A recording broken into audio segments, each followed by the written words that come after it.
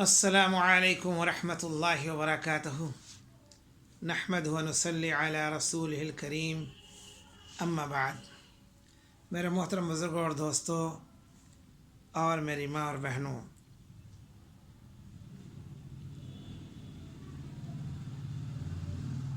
حج کرنے والے اور عمرہ کرنے والے اللہ جل شانہ کا وفد ہیں۔ حدیث پاک کو غور سے سنیے۔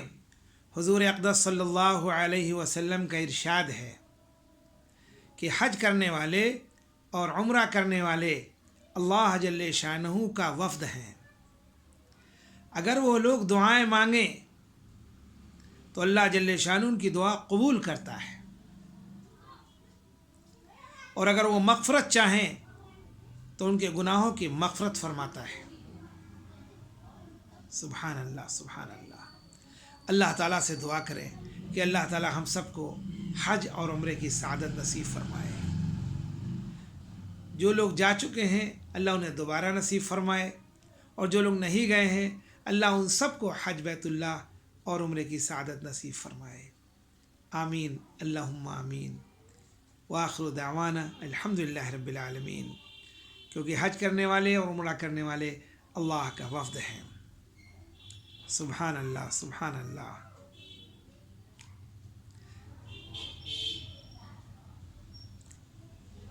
جیسا کہ بہت سے آدمی ایک جماعت بنا کر بطور وفد کہ کہیں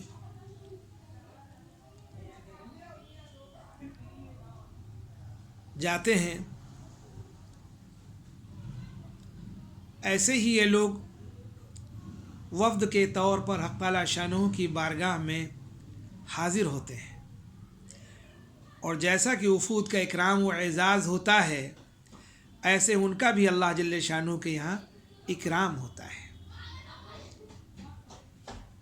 ایک اور حدیث میں آیا ہے کہ اللہ کا وفد 3 قسم کے لوگ ہیں: ایک مجاہد، دوسرے حاجی اور تیسرے عمرہ کرنے والے۔ حدیث پاک میں آیا ہے کہ حاجی